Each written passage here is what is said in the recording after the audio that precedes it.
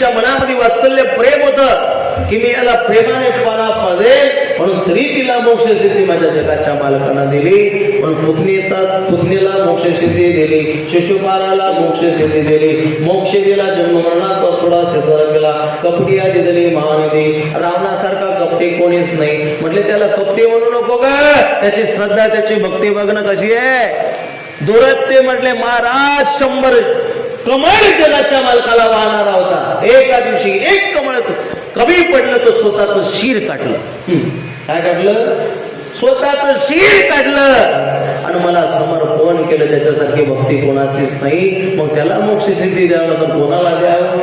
कोणाला द्यायची? कपटिया दिले मानिली, सेवकाच्या डोंगाना मिळे चिंदे. रावणासारखा एवढा मोठा कपटे त्याला मोक्ष सिद्धी दिली आणि आम्ही रात्रंदिवस चिंतन करतो.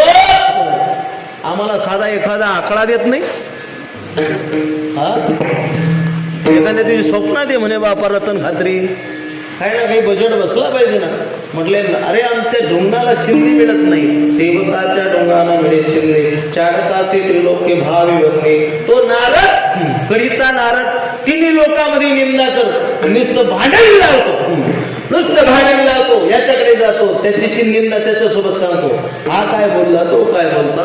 त्याला त्रिलोक्य भावाने वंदन करतात. अहो त्याला त्रिलोक्य भावाने वंदन करतात, ठीक आहे, काय करतात त्याच्याही मागचं कारण आहे. तो जरी इकडे तिकडे प्रचार करत असेल, पण तो प्रचारक आहे, प्रबोधनकार आहे, समाज सुधारक आहे, हिताचा मार्ग सांगून देणारा चाडक म्हणजे नारद आहे. नारदाला का लोक वंदन करतात, या वारकऱ्यांना का वंदन करतात? कारण हे समाज जागा करतात, हे समाजाला सुधारण्याचं काम करतात, समाजाला हिताच्या मार्ग नेण्याचं काम ही मंडळी करतात. म्हणून याला त्या नारदाला त्रिलोक्य भावानं वंदन करतो, त्रिलोक्य भावाने वंदन करतो. हिताचा मार्ग सांगून देणारा नारदांना चाडकाचे त्रिलोक्य भावे वंदन करी. धुंद झाला तुझा दरबार, धुंद झाला तुझा दरबार. पतिव्रता ती व्रता गुंतविले पतिव्रता, लक्ष्मणाची पत्नी 14 वर्ष तिला वाट पाहावी लागली. गर्भभावगे गर्भभावगे गर्भभावगे. देवा तू चांगलं नाही केलं रे, तुझी पत्नी सोबत घेऊन गेला, पण तिलाही तू नेटकं वागवू शकला नाही. 2 दिवसात तुझी पत्नी हरपली, राम घेऊन गेला 14 वर्ष, आणि हिला दुसऱ्याची पत्नी बिचारी तिचा मालक स्वतः घेऊन गेला, आणि 14 वर्ष आणि हिला वाट पाहावी लागली. खरा त्याग रामायणामध्ये उर्मिलेला आहे. पाणी वेगाळला मासी, जसा पाण्यात राहून तहानलेला मासा असावा, तशी राजवाड्यामध्ये राहून कधी तहानलेली जर कधी असेल तर उर्मिला ऐका.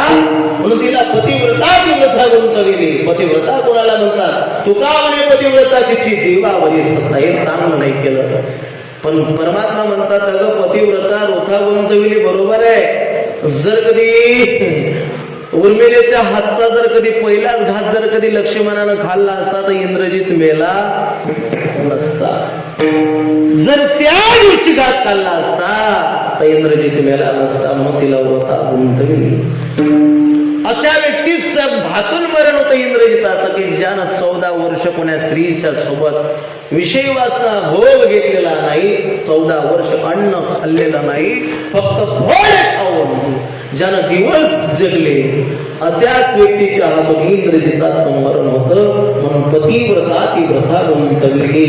सत्य वेश्या गणिका ते सत्य लोकाने, गणिकेला सत्य लोकाला नेलं, गणिकेला सत्य लोकाला नेलं, वेश्येला सत्य लोकाला नेलं. देवा पण आमचा काही तुझ्याजवळ न्याय नाही.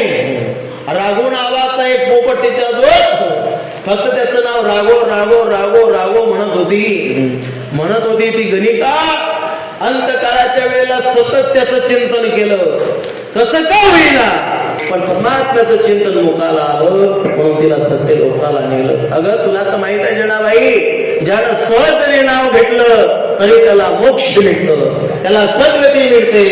म्हणून वेश्या गणिका ती सत्य लोका नेली, यादव कडी स्वपुडा लावी गेली. यादव हुंदाई गोष्ट बरी केली, बरी नाही केली. अरे स्वतःच्या कुणाचा नाश केला परमात्मा. तू यादव संपले, तू स्वतः मारले. अगं मी नाही मारले, त्यांनी स्वतःला स्वतः मारलं. का गेले ते? कारण त्यांनी दारू पिली होती. दारू पिली होती आणि त्यांनी अधर्मानं वाट जगायला सुरुवात केली, म्हणून त्यांना मरावं लागलं. अधर्माच्या दिशेनं जाणारा व्यक्ती त्याला एक दिवस मरण, एक दिवस पतन त्याचं अवश्य आहे. म्हणून या वृंदाई गोष्ट बरी नाही केली. धुंद झाला तुझा दरबार, धुंद झाला तुझा दरबार, विठोबार कुमारी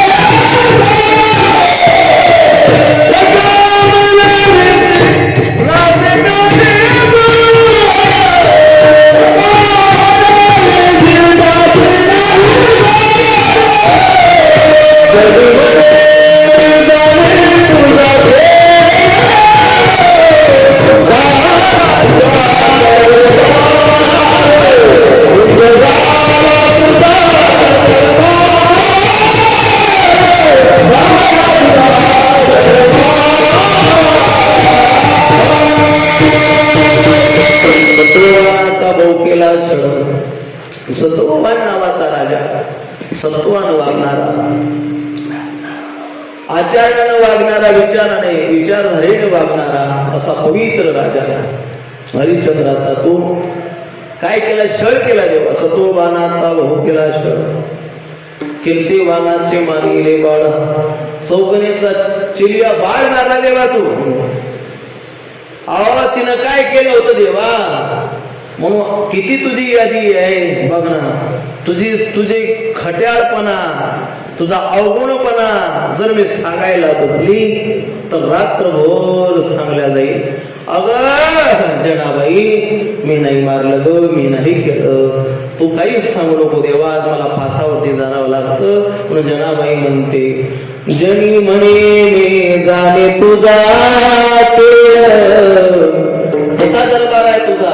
देवाला खराब वाटलं, देवाच्या मनाला वाईट वाटलं. काय म्हणते जनाबाई, तुझा दरबार बंद आहे. माझ्या दरबारामध्ये आतापर्यंत कोणावरती अन्याय नाही केला, कोण्या गरीबावरती अन्याय केला नाही, कोण्या दुबळ्यावरती अन्याय केला नाही जनाबाई. अगं ज्यानं पुण्य केलं त्याच्यावरही मी कृपा केली, आणि ज्यानं पुण्य नाही केलं, ज्यानं भजन नाही केलं, ज्यानं माझा विरोध केला त्याच्यावरही मी कृपा केली. माझा दरबार आतापर्यंत धुंद झाला नाही. पण मला असं म्हणू नको, माझ्या मनाला दुःख वाटतं, जगाचा बाप रडायला लागला. म्हणून जनाबाई पुन्हा बोलते, धुंद झाला तुझा दरबार, धुंद झाला, धुंद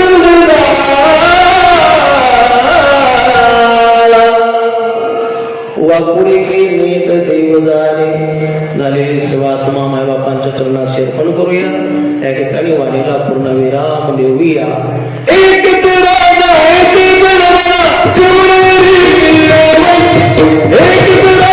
एक राजा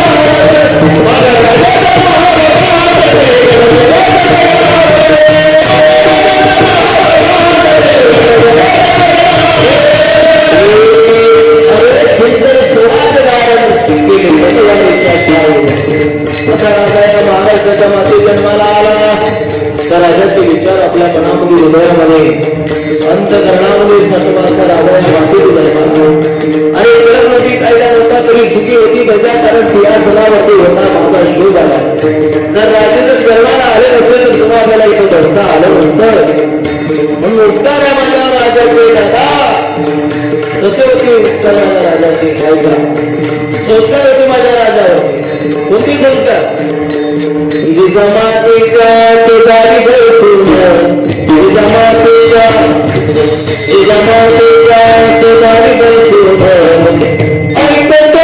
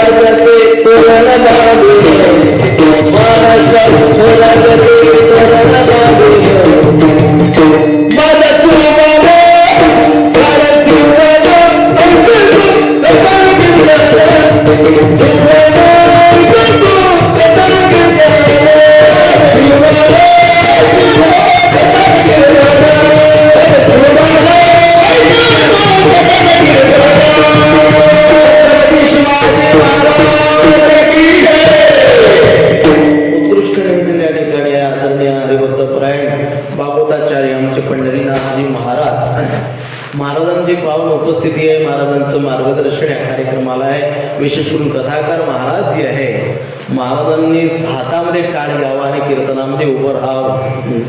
कथाकार मी पहिल्यांदा बघतोय बाबा की हातामध्ये टाळ घेतात कीर्तनाला उभे राहतात. खरे वारकरी आहे. महाराजांसाठी जरा जोरात टाळ्या राहतो. नाहीतर कथाकार कीर्तनामध्ये येत नाही. त्याला कीर्तनात बसणं कीर्तन ऐकणं म्हणजे त्याला असं वाटतं की आपली इम्प्रेशन कमी होईल. हो, पण इथं आल्यानंतर हातामध्ये टाळ घेऊन महाराज कथेमध्ये कीर्तनामध्ये उभे असताना बघा ही वारकरी आहे. आणि खरोखरच माऊलीचा सोहळ्यामध्ये त्यांची दिंडी राहते नाही का. माऊलीच्या सोहळ्यामध्ये दिंडी 148 248 क्रमांकाची दिंडी. सर्वांनी चला माऊलीचा सोहळा बघा कसं आहे. काय आनंद आहे. किती आनंद आहे. तुम्हाला घराची आठवण येणार. घराची आठवण येणार नाही. म्हटले महाराज जात लय वाटत पण काय करा. बाबाच्या गळ्यात मसाळ आहे आणि माझ्या गळ्यात पकडले. सोळा वाटेल नाही घर. म्हटले तुम्ही किती या संसारात राहिले. अरे संसारियों के साथ रहोगे तो काम की याद आएगी. संसारियों के साथ रहोगे तो काम की याद आएगी. संतों के साथ रहोगे तो आपको मेरी शाम की याद आएगी. मेरे भगवान की याद लुटो मुझे हरिनाम की. ऐसे वक्त फिर ना आएगी. याच जन्मामध्ये याच तारुण्यामध्ये याच वयामध्ये अरे 70 75 जाऊ द्या बाबा. ते जाऊ द्या. 80 वर्षाचे म्हातारे. आता ते बाबा होते तिकडे खेडी पांढरे काय नाव त्यांचं ते बाबा टँकरच्या खाली आंघोळ करत होते ते. हा वारले ती नाही का. वारले वैकुंठवासी झाले. बाबाचं वय होतं बाबा 95. किती 95. लवंगे बाबा. तो म्हातारा 4 वाजता थंडागार टँकरच्या त्या नळाखाली आंघोळ करायचं. 4 वाजता सकाळी 4 वाजता टँकरच्या नळाखाली